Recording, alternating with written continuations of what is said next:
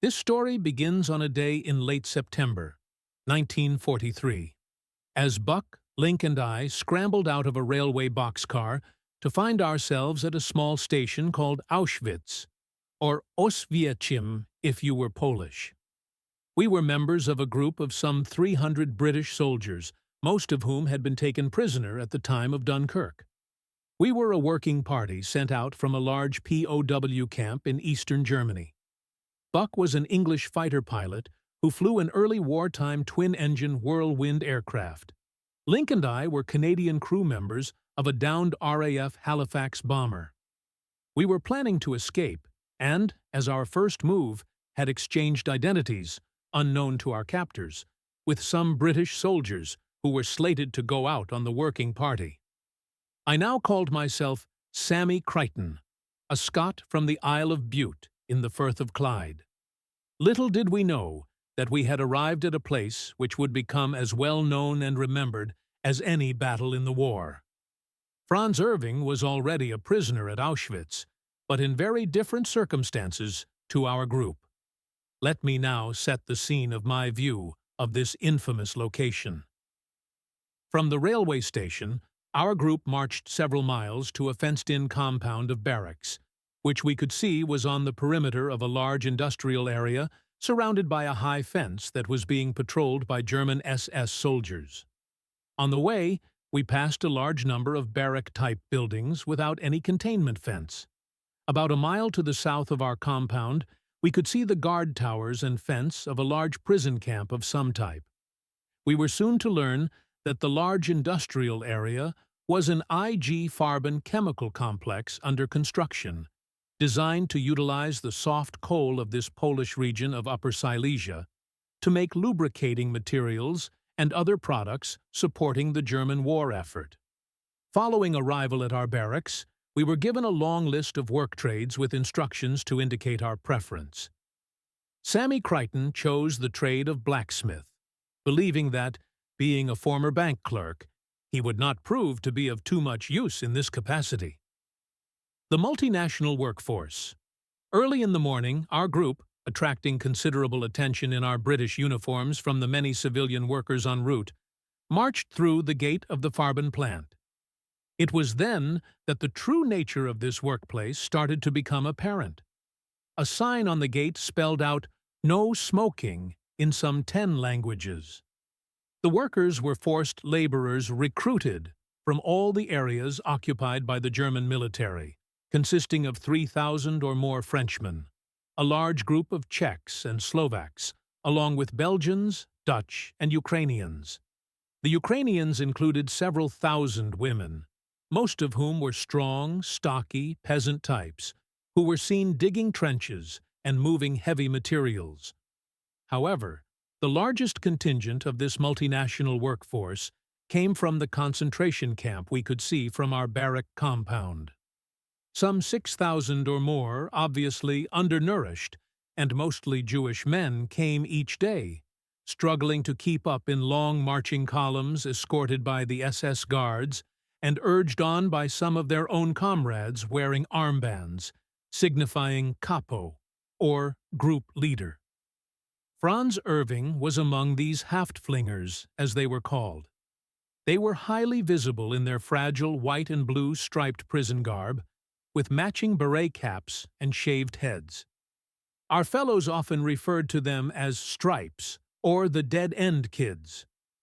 In this large workforce, there were also many Polish men and women from the surrounding villages and towns, as well as some German civilians, mostly skilled tradesmen, such as welders and pipe fitters, engineers and management types.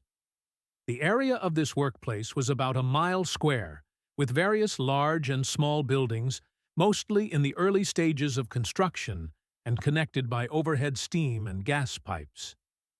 Sammy becomes a blacksmith. Sammy Crichton soon found himself working in a small blacksmith shop as a helper to a short, stocky Czech blacksmith called Jan from near Prague. Jan had been a blacksmith all his working life, and it did not take him long to decide that the newest addition to his helpers knew very little about heating and hammering metal.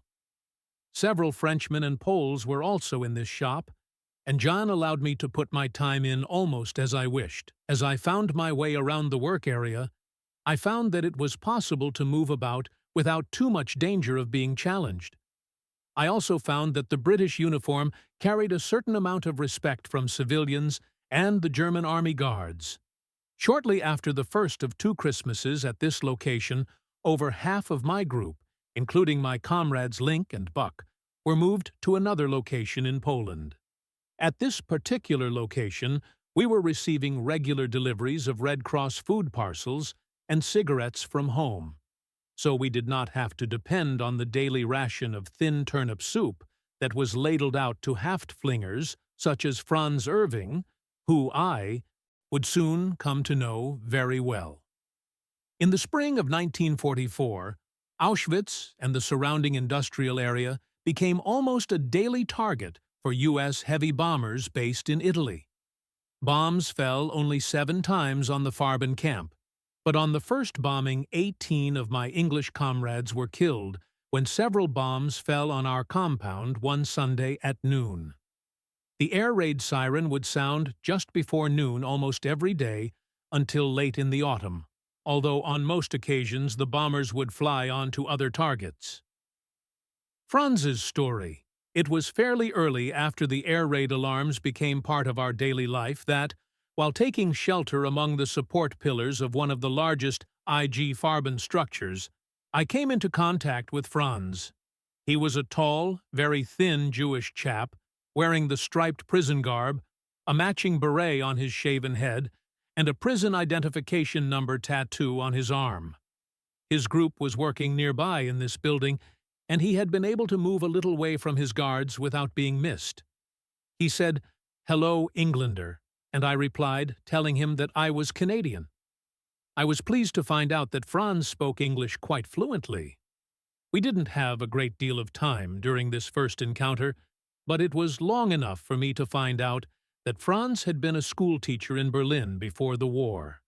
Anxious to improve my ability to understand and speak the German language, I suggested that we try and meet at this location as often as possible at noon.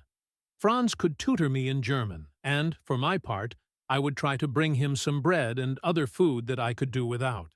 It turned out that this was the first of many times that we were able to meet and talk, sometimes for only a few minutes, and at other times for most of the half-hour noon break.